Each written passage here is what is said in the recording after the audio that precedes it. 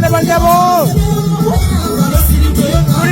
tulikololo ne President Museveni afunyeyo muyimbi ali surprise baraba omukubaze bamuvuganya lebo otunuulira ono wakabina agenze n'okuyimba n'ayimba leero rubbish, very stupid. These are the idiots that make the opposition look bogus. Mboyo nayo opposition.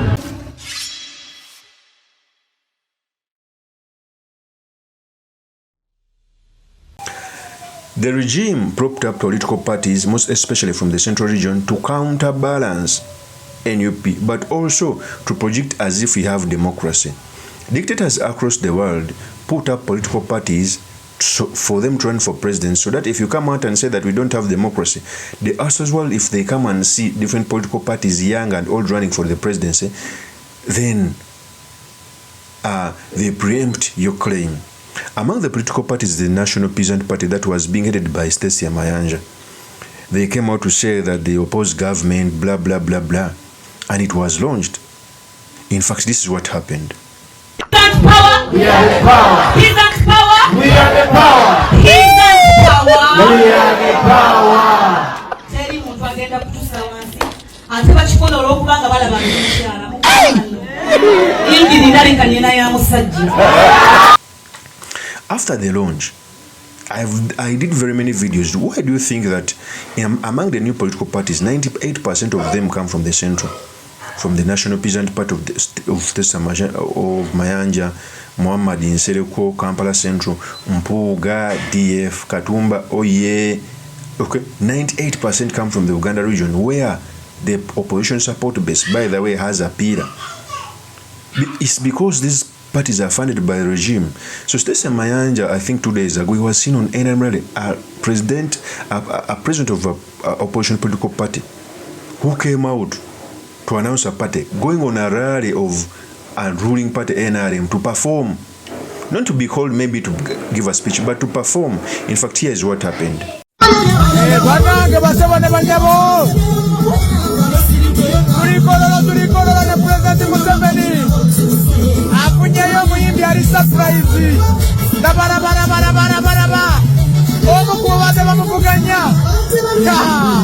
Lewana muzayi walongera wabanange bana Uganda. Bana Uganda kama kwana kanyo. Ono yakoze ekibira kyo byobukuze kikuvuganya katuuna kuyigira.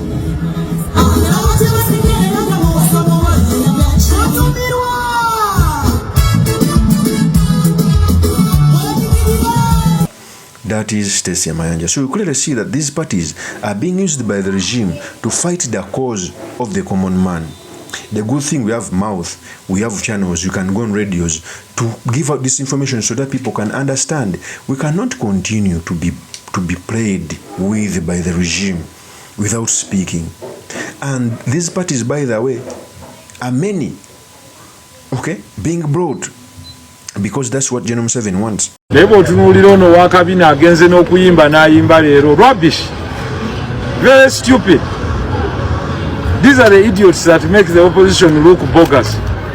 Mboyo nayo opposition, kino ekiwala ekiyimbi.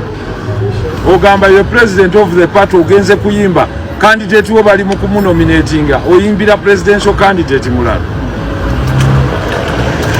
Making us look as a bunch of jokers. Why are they using musicians in such a manner? Kigenze kiwuuba akabina n'akatambaala ku stage, bwe bakiwalampa abasajja. Very stupid.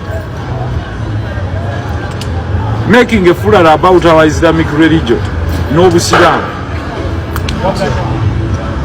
So how do you want to portray us as Muslim? Kimazao kizeyo era kiri mu kuyimbira President Museveni. Very stupid. Then after that kiga mulonde President Museveni. Then tekyale byaleeta n'emikono egitawera. Newe kyagenze ne kiyimbira Museveni kino ekiwala kya kabina. Ne bajjano ne baga nti candidate wakyali nominated. So President Museveni asubira tugenda naffe tumufukamije nga bana abamufuuyira akabina ku stage. So what do you mean you are not happy with the process? Who is there in the process anyway? The one you are... Which process are you talking about? You are coming into. We are waiting for the Abakama to tell us whether there is a process. One may ask, what is the purpose of being very many presidential contenders on the ballot? Is to preempt the issue that General Museveni is a dictator. If you go out and say that General Museveni is a dictator, they will tell you that a 21-year-old ran as president. How can a 21-year-old who still lives under his parents to run for president if the country is headed by a dictator? Yet we actually know what happens. So the issue of these small political parties is to fight their cause, is to create a narrative of that we are under a democracy, yet we are not under democracy. And we are going to see more and more of these political parties allying with NRM. Even, God forbid, I know General Museveni is going to be defeated. But even after in the aftermath of an election, for it to sanitize the election in case it is shabby, these political parties will ally with the ruling regime. And they will tell you that if other political parties have allied with the ruling regime, what about you still crying? This is the narrative that is being peddled, that is being created in the future. And we must watch out.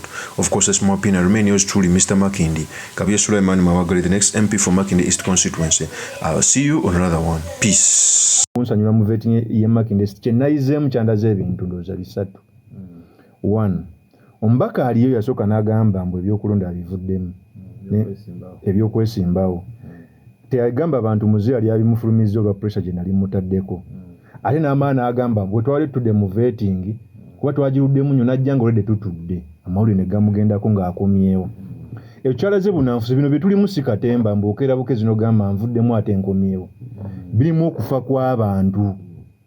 Abantu sayino nga beedi muto bakyali mu kkomera n'ogamba kuba nze ntwala ekintu kino mbuno oba oweereddwa omukisa nga muganda ngo bwe bamukwasiza kawempe gwe abakomanda waawo baba kwasizza kangereze ku mundu nga RPG bakuwadde n'amasasa agalimu bw'ogiteeka wansi n'oganze mbivuddemu oba obizanyiddemu n'ogamba okomera olwassa bwate mundu wansi nze ne njibaka nze abadde akubagana ab'enare mu constituency okulaba nga njibafulumya obunanfuusi nambembi bino bye tulimu nyeko Derek si byakusaga olina okubikomera n'avumya n'ekibiina kyaffe mbu kyali kimusaba ssente mbu bamuwe tiketi miliyoni 4 n'agaana ng'asirise tiyavaayo kola qualification najja ku kibiina nga kubanga kwavaluza ffe mulimu discipline teyayoleseza discipline naye oluba lutalo olina okukolesa discipline komando w'amaanyi ne waabeera n'abasirikale nga banafu olutalo baba bajja luwangula ate komando omunafu ne waba n'abasirikale nga b'amaanyi abagenda kuttisa abasirikale nze nakitutunga mu Makindye East komanda waayo eya abdicatinga